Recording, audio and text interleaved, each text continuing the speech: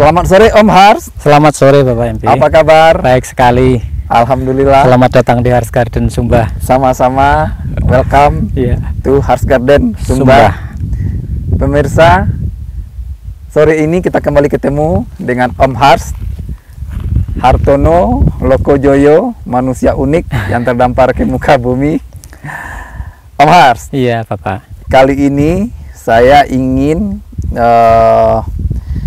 bertanya ke Om Hars untuk ingin memahami filosofinya, visi misi, kenapa Hars Garden Sumba terdampar di sini, kemudian apa yang membuat Om Hars membuat konsep Hars Garden di Sumba ini, mungkin bisa disampaikan kepada kita.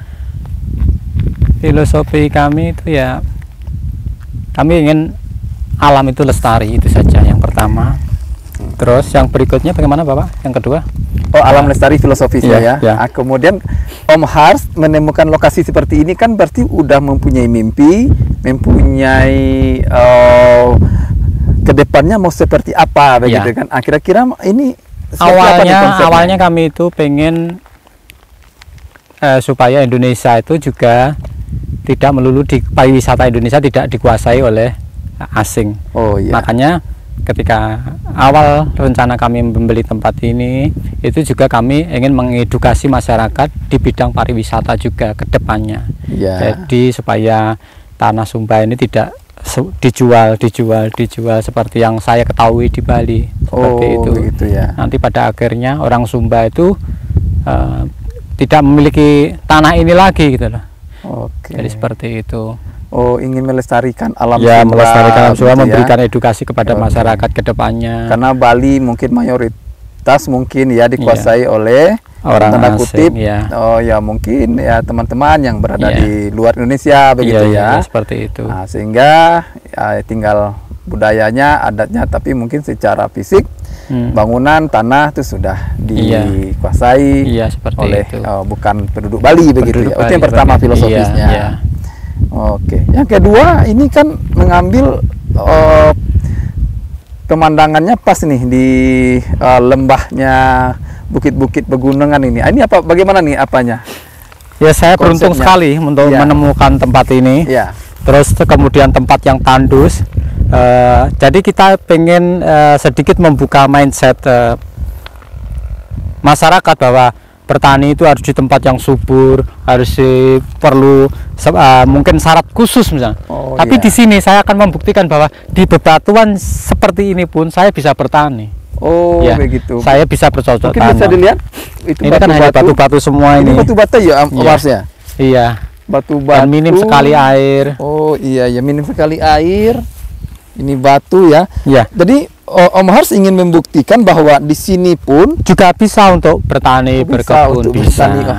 Ini nih yang mau kita tunggu nih. Mudah-mudahan kunjungan berikutnya setahun, 2 tahun, atau kita diberi umur panjang oleh Tuhan dan berikutnya bisa melihat nih, melihat prosesnya, melihat tumbuh-tumbuhan di sini hijau, tumbuh, berbuah begitu ya. Oke, jadi itu salah satu mimpi dan visi Om Hars ya.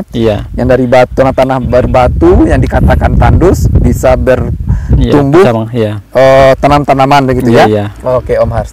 Sekarang kita jalan ke sana Om Hars. Itu dari sini mungkin. Konsep rumahnya apa itu Om Hars? Kita pengen membuat semua rumah yang kita bikin itu adalah rumah yang sustainable atau yang berkelanjutan. Seminim mungkin kita itu tidak menggunakan seperti semen, besi atau apa itu bahan-bahan tambang seperti itu.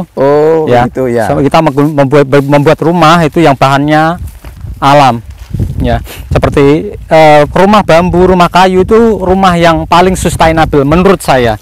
Kenapa? Kalaupun kita menebang pohon untuk membuat rumah, kita hanya perlu beberapa pohon ya untuk membuat rumah. Ya.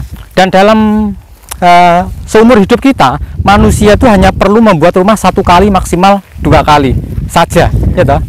Sedangkan waktu itu misalkan seumur kita, misalkan kalau umur rata-rata manusia itu 60 tahun atau 70 tahun, itu bisa beberapa kali untuk menanam pohon. Jadi menanam membuat rumah kayu atau bambu itu masih sustainable daripada membuat rumah semen yang menghancurkan gunung-gunung gitu.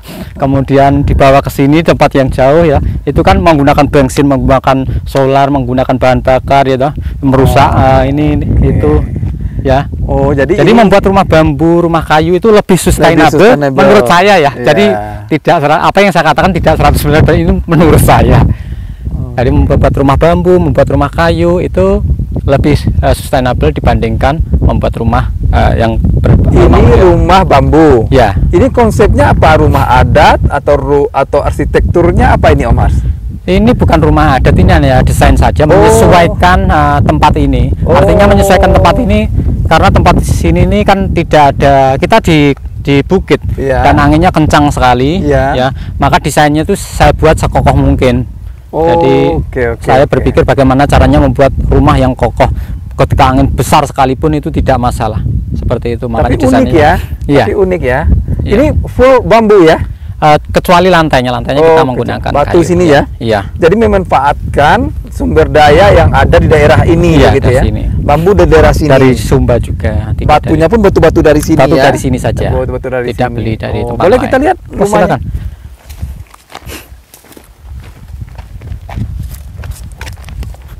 Yang rumah bambu dulu atau? Kita lihat rumah bambu dulu. Rumah bambu. Oh iya. Ya, seperti ini. Seperti ini ya. Itu listrik. Ya, listrik kita pakai tenaga surya karena di sini kita belum ada jalur. Di sini belum ada jalur listrik. Ya, belum ada PLN ya. Belum ada, jadi makanya menggunakan tenaga surya. Tenaga surya. Jadi saya nyalakan 24 jam pun juga tidak masalah karena tidak bayar. Karena di sini. Dan itu lebih baik untuk sirkulasi apa itu? Listriknya. Oke. Jadi kepakai. Karena terus. Sini matahari juga bagus ya. Iya, bagus. Bagus matahari. Boleh kita masuk? Silakan. Tapi ini belum jadi rumahnya ya karena masih belum dibersihkan, ini hanya ini saja. Jadi masih berantakan. Waduh, luar biasa. Atau kita nanti masuknya sebelah saja kali ya? Apa ya, sebelah aja. Kita masuknya sebelah saja. Ini sebelah aja. Kita sebelah saja. Oke. Oh, jadi ini filosofinya sustainability ya, keberlanjutan ya.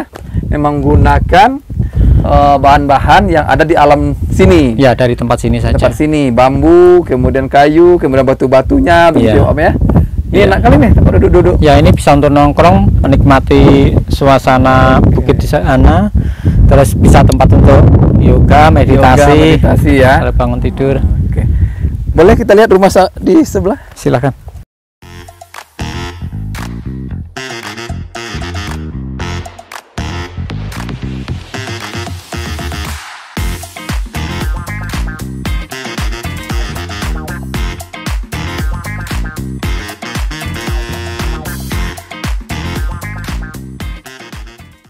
Ini kita sebut rumah menara, seperti rumah adatnya orang Sumba. Oh iya. Tapi hanya kecil aja ukurannya, hanya 5 x 6 meter. 6 meter dan tingginya tidak terlalu tinggi karena saya khawatir anginnya terlalu besar di sini, maka saya buat menaranya agak pendek, tidak setinggi rumah adatnya orang Sumba.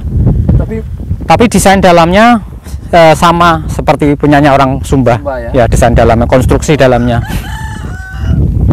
Bagus ya.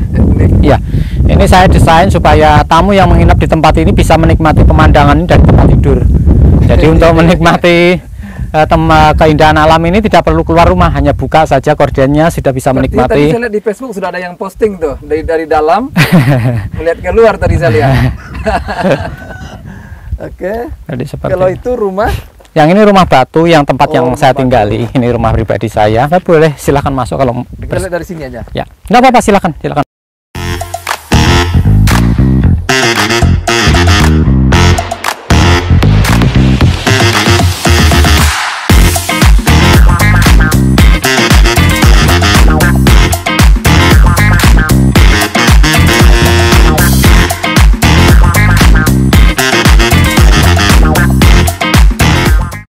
Mohon maaf ini berantakan karena tidak ada apa-apa, karena ini biar alami saja. Ini bukan untuk syuting film atau apa, jadi tidak perlu rapi sekali atau bersih sekali ya, biasa saja. Ini dari kayu-kayu laut, saya pungut dari laut. Oh, ini dari laut. Ya, kayu dari laut aja. Air dari laut nih bambu ya. Iya. Ini batu. Ya, batu ini Kuat sekali. batunya juga tidak beli, hanya dari sini saja. Ini saja. Terus konstruksi rumahnya kita tidak memakai besi sama sekali. Oh, Tidak ada. besi. Nanti ada filmnya yang itu prosesnya dari nol ya, dari fondasi sampai atas itu semuanya tidak menggunakan besi. Oh, walaupun Jadi- ini di atasnya pakai, Iya, ini kan pakai apa ya? Apa namanya, Apa? genteng apa? keteng pitulan atau apa namanya Tapi itu. di bawahnya tetap Pakai dikasih bambu. Ya ini Oh, tujuannya iya. untuk penguat. Jadi kalau ada angin besar itu tidak terangkat terbang karena saling apa itu? Mengunci Iya, ya? saling mengunci. Tuh. Terus bambu ini fungsinya juga untuk peredam panasnya karena Sumba itu panas sekali meskipun ada atapnya. Atapnya juga sudah meredam panas, tapi saya lapisi bambu lagi untuk meredam berikutnya. berikutnya. Jadi kondisi udara rasanya itu temperaturnya itu stabil, enak gitu, tidak terlalu panas. Itu konsepnya ya. Iya, Penuh dengan kearifan. silahkan masuk. Ayo kita lihat. Assalamualaikum. Waalaikumsalam, monggo. Ini belum di lantai, lantainya belum dianu, Paris masih. Lebih nyaman seperti ini malah. Ya ini belum ada. Wow, lihat tuh. Luar biasa. Ya ini kalau dari sini misalnya saya pengen bisa menikmati pemandangan pagi sunset dari tempat saya bekerja. Ini seperti office saya, kantor saya. Silahkan coba. Kita duduk sebentar sini mungkin. Ya silakan. Oke. Oh. Walaupun di atas kelihatannya pakai atap metal ya, Iya. tapi di bawahnya tetap alami ya. Alami. Tetap memakai bambu. Kesannya betul-betul unik, Iya. kesannya betul-betul alami, Hmm. betul-betul ya magnifik lah ini, luar biasa Om Har. Oke, Jadi kalaupun sunset pun kita bisa menikmati Sunset dari dari sini, sini indah ya. sekali ya. Ini dari siapa ide bikin seperti ini nih? Antara saya dengan istri juga. Jadi kalau saya bikin desain, kemudian saya serahkan ke istri, nanti kan kemudian dikoreksi sama istri. Oh. Ini posisi ininya kurang ini kurang ini. Terus kaca jendela pintu ini bagusnya posisinya di mana itu kita berunding. Oh. Seperti kaca besar ini kita harus pakai kaca besar ini sebesar mungkin, ini kaca ukuran maksimal kalau di Sumba. Sebenarnya kita mau lebih besar lagi supaya semuanya kaca. Oke. Awalnya seperti itu, tapi ini ukuran terbesar di Sumba. Ukuran kaca terbesar Iya. di Sumba. Iya, makanya hanya seperti ini Ya, aja. maksimalnya Tapi ya seperti sudah bagus lah. Bagus. Masih bagus untuk menikmati Jadi nggak ada konsep memang hasil musyawarah ya. Nah. Musyawarah dengan istri. Iya. Jadilah konsep seperti ini. Iya, seperti ini. Memasak, Kalau- melihat keluar. Iya. Supaya tidak jenuh gitu kalau masak. Kalau kebanyakan orang Indonesia itu kan kadang di belakang atau apa, jadi mungkin jenuh, sudah banyak pekerjaan, terus ada pikiran, terus jadi sempit, rasa sempit itu pikiran.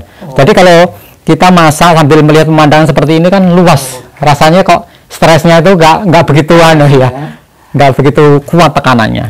Omar suka seni juga tuh ya. Ada gitar segala macam Ini kan Oke. Jadi sementara ini yang ada baru 4 ya. Baru 4. Ini rumah berkonsep batu. Iya. Yang di kemudian rumah adat Sumba. Rumah adat Sumba itu bahannya recycle. Jadi recycle. rumah kayu yang saya beli dari Ngawi, Jawa Timur, ya dari dekat kampung halaman saya. Iya. Itu harganya cuma 10 juta saja. Oh, 10 juta saya desain ulang jadi sebagus itu dan bisa saya jual dengan harga yang bagus.